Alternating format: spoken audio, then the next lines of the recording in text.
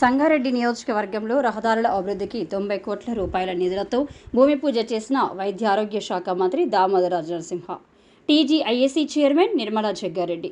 IB వద్ద రహదారుల అభివృద్ధికి భూమి పూజ, పోలీస్ శాఖ ఆధ్వర్యంలో ట్రాఫిక్ సిగ్నల్ వ్యవస్థను ప్రారంభించిన అనంతరం పోతిరెడ్డిపల్లి రైతు వేదిక పక్క నుండి భూలక్ష్మమ్మ ఆలయం కలివేముల వరకు నూతన రహదారికి భూమి పూజను ప్రారంభించారు.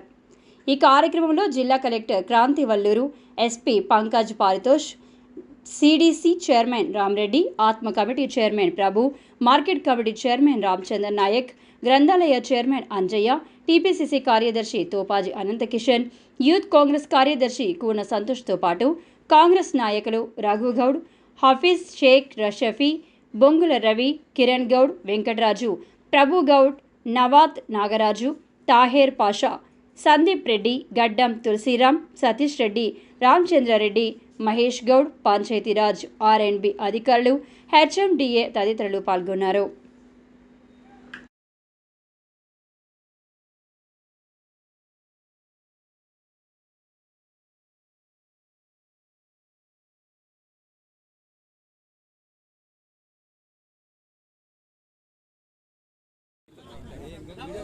అలా తీసి వెనుకకు వస్తుంది.